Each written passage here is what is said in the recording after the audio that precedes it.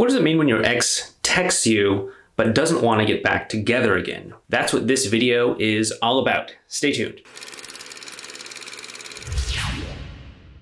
Hey there, it's Clay. Let me know if this sounds a little bit familiar for you. You know, you've decided for whatever reason, you're just gonna go through your life. Maybe you're actively trying to get back together with your ex. Maybe you're doing no contact. Maybe you're just like, whatever, I need to live my life for me. And then, somehow your ex contacts you. They get in touch with you via text message or, even email or whatever. They're friendly enough. They're talking to you, they're friendly enough.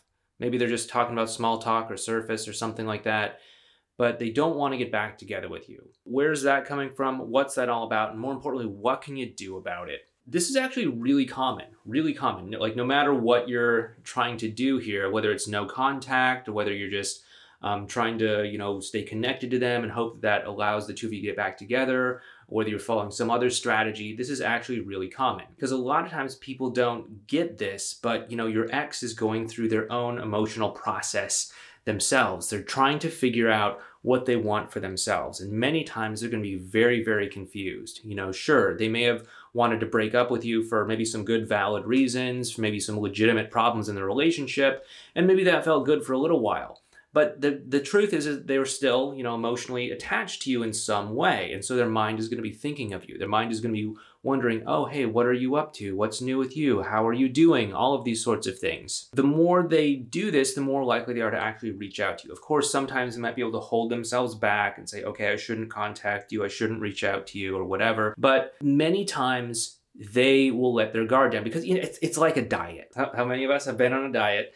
And, there's something we're not supposed to have, sugar or carbs, whatever. And, you're going through about your day and it's just like, oh man, I just want some fries. I just want some chips. I just want one of those cupcakes. I want one of those whatever. And maybe you can willpower through it for, a couple days, a week or two, whatever. But eventually your willpower is going to get worn down to the point where you're just like, all right, fine, whatever. Just give me, a slice of the pizza or whatever it is. Like we've all been there. We've all done that.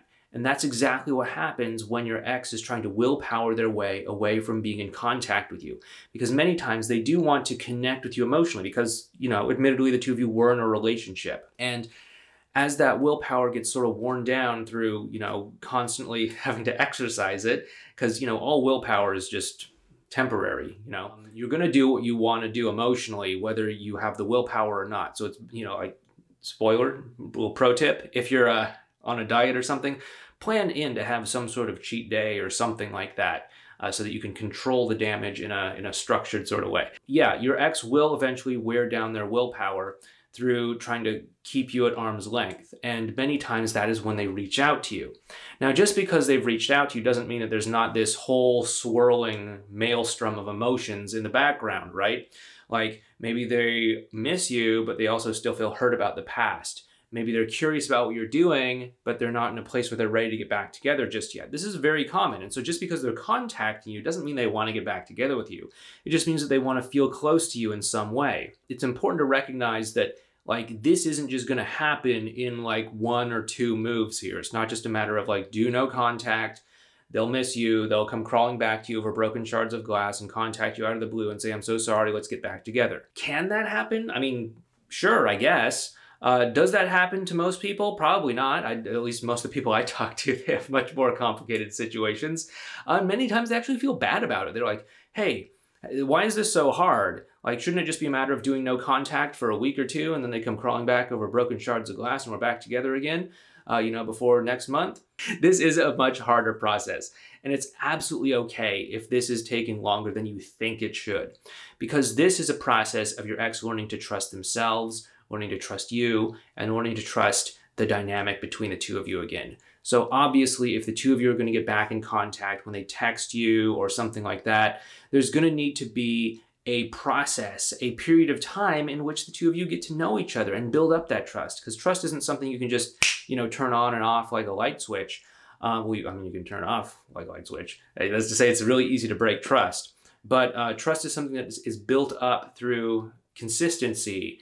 And it starts to say, okay, hey, I can expect a certain type of interaction when we're together. I can expect that, hey, you're going to follow through on your word. You're going to do what you say. We're going to have a good time together. We're going to laugh about things. It's safe to talk to you about feelings and stuff like that. And once that trust starts to kick in, that is when you really pave the way for your ex to actually want to get back together with you. Trust is, of course, one of the big components here in this whole process. So trust is something that you want to work on. And so as you go forward and reconnect with your ex, expect that it's going to take a little while, but also understand that this is really a trust game.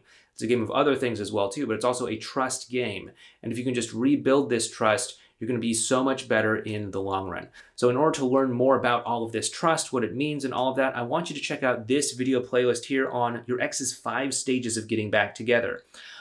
These are really a journey of trust. So check this out. It'll help you understand what your ex is going through much more thoroughly. Take care.